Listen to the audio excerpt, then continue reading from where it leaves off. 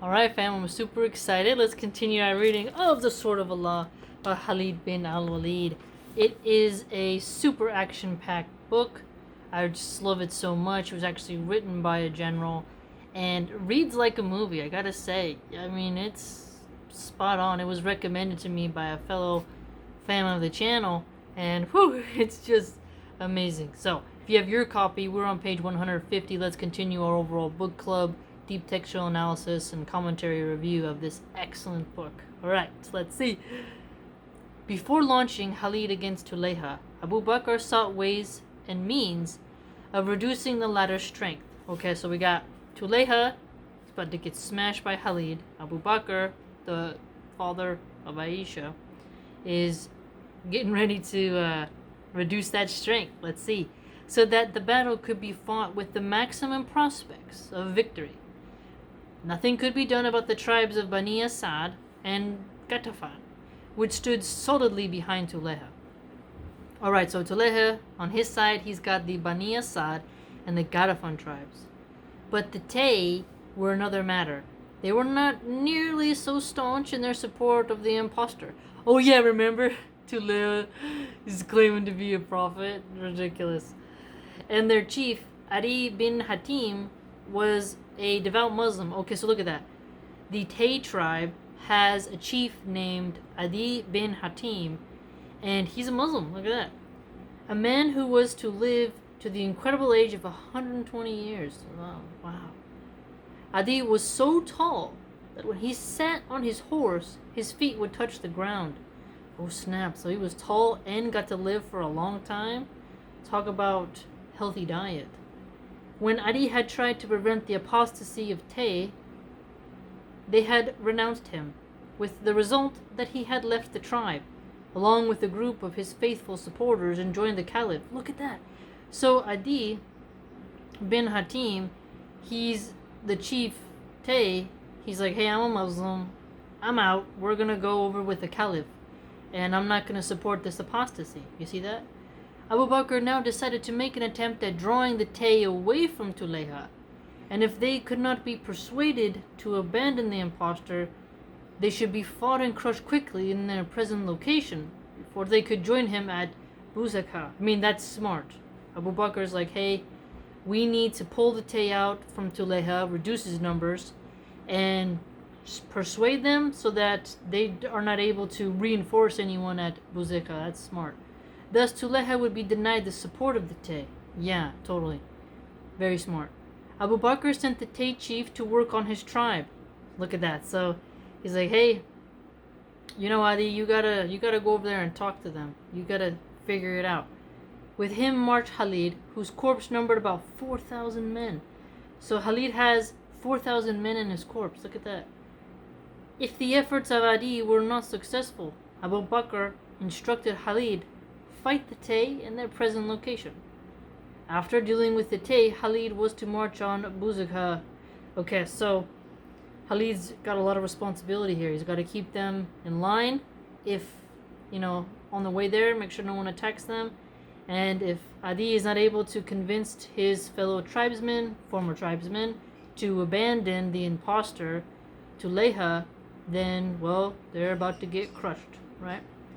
Setting off from Zu Qissa, Khalid marched in a northerly direction, making for Buzakha. When still a few marches from Buzakha, he turned left and approached the area south of the Ajah Mountains. Okay, look at that. Ajah Mountains, where the tribe of Tayy was gathered. Here Adi went forward and addressed the tribe. He spoke of Allah and His Messenger and the fire of hell, and the futility of resistance.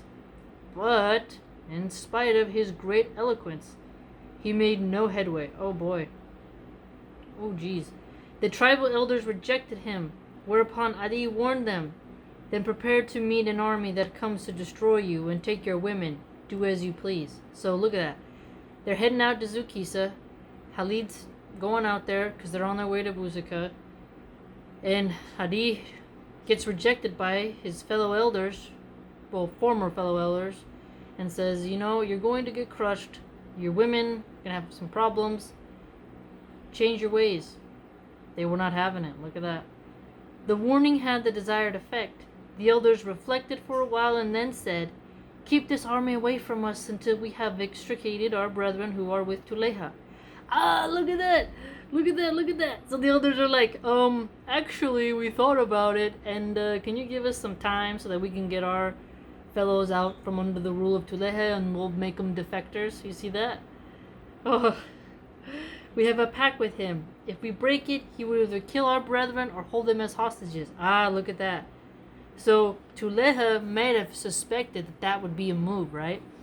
Because I'm pretty sure Tuleiha would have known Adi was a Muslim, and then if he's of the Tayy tribe, he probably suspected that the Caliph, Abu Bakr, was going to try to, use that in order to reduce the reinforcements and such of his numbers. So a lot of action here, a lot of action. Look at that. I mean, it does make sense that, yeah, Tuleiha would have totally been like, okay, any defectors, if you have loved ones within the army or members whom you care about within the army, they'll be held as hostages or executed in order to inflict mental trauma upon the defectors who would go over to the side of the Muslims. So, yeah, there's a lot of action going on. We must get them away from Tuleiha before openly renouncing him. Yeah, smart. You gotta be like, hey, dip out quietly and then do it that way.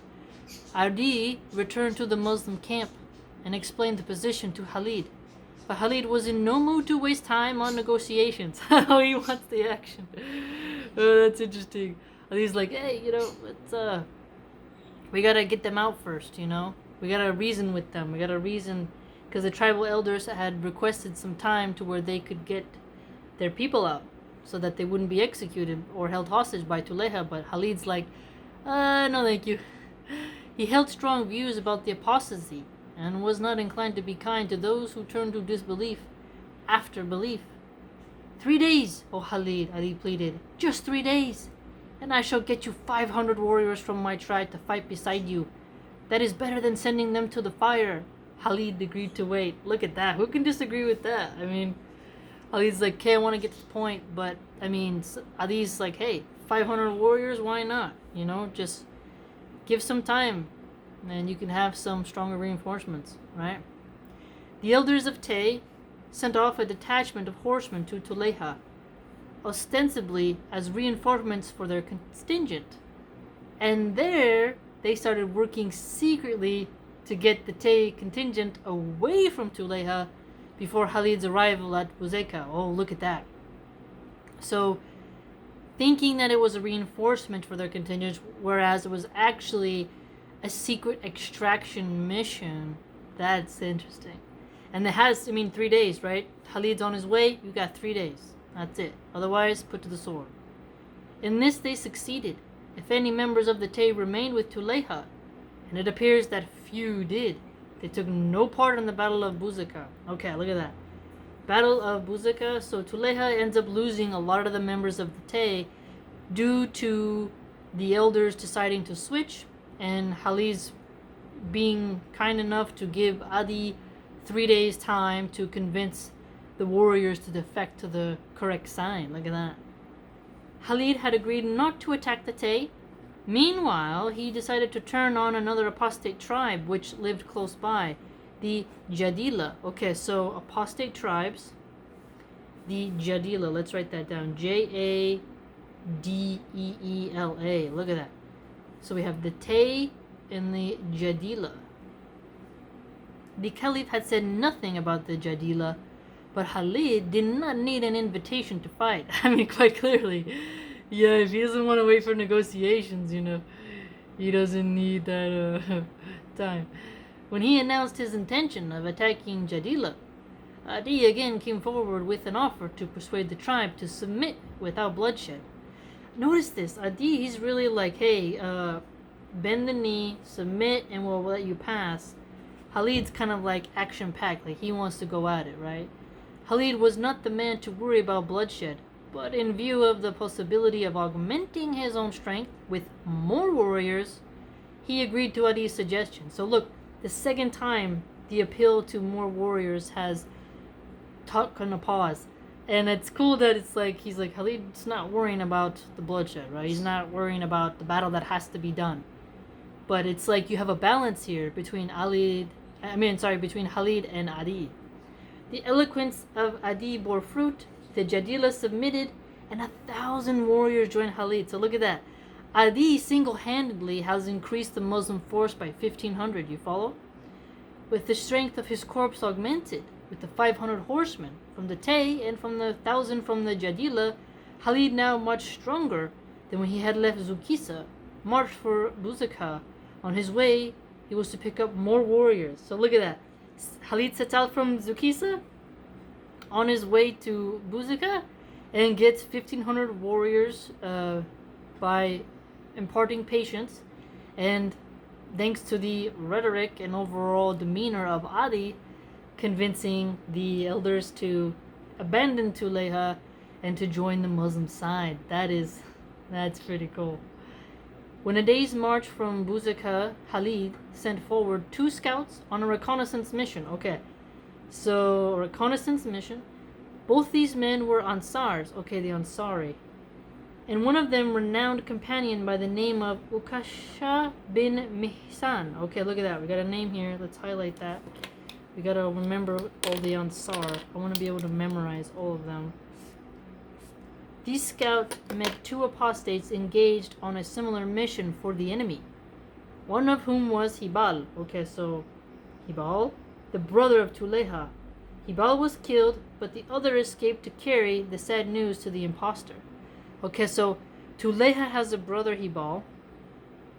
He gets killed, and well, now he cannot fight for his brother, who's the fake imposter. So how many hits has Tuleiha taken so far? His brother's dead, he lost members of the Tayy tribe, and he's lost members of the Jadeela tribe. So 3 blows he has taken for switching. So there's a lesson in that. Wow, and Khalid and Adi most certainly have done significant damage to Tuleiha. Oh, Abu Bakr must have been proud.